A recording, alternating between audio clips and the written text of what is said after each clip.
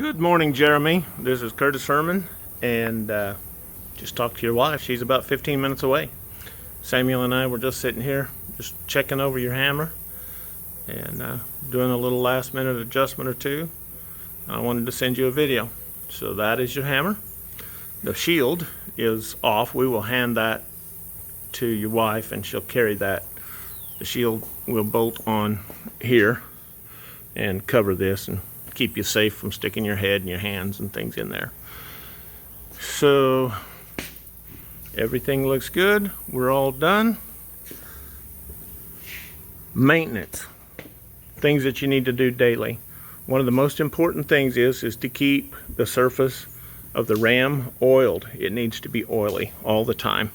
So if you're working, always start off by giving it some oil, and as you work through the day, maybe give it some oil a couple of times.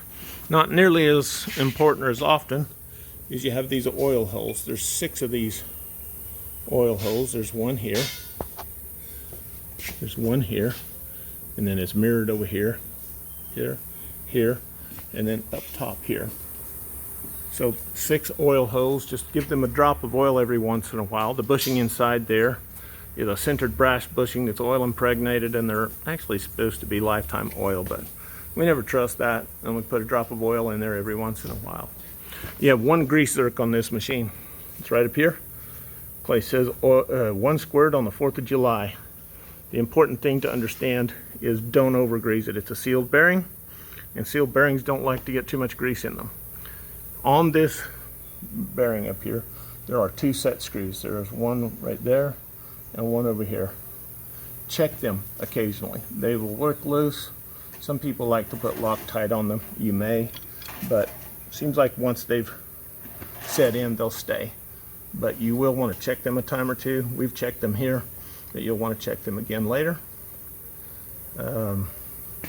This is the UHMW, ultra high molecular weight polyethylene, that serves as the bushings, and slides back and forth. On the bottom is the lower guide stop.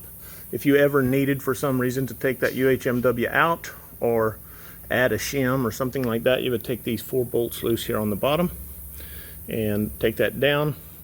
That would drop out, everything would fall out, and you could put it back. Over here on this side, you have your treadle adjustment. That's just how high the foot feet sets. Locking nut there to lock it down where you like it. Inside here you have the brake, and this is pretty self-explanatory. You'll loosen these nuts off, tighten this up and down to get the brake where you like it. The important thing about the brake is the pulley should never be engaged at the same time the brake is. And there's a point where it seems like it's not, but it will be. So you need to make sure you have plenty of clearance. If that tire drags on that brake as it runs, it will heat it up via friction, and it'll seem like it's working fine, but when you stop, this thing will be so hot it'll melt to the tire. So don't get that too close.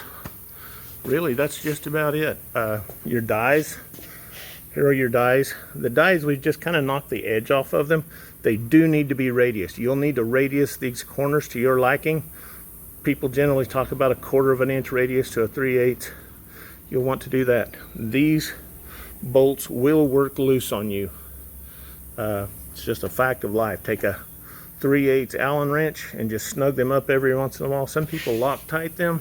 Some people torque them really tight. Me, I just like to just keep them good and snug and check them every once in a while. Once the hammer gets settled in, they do seem to get better that way. Keep an eye on these pins here. They've got set screws on the top. They were press fit, so they are not likely to come out for any reason, but check these every once in a while. Everything other than that should be self-explanatory. Thank you and have a great day.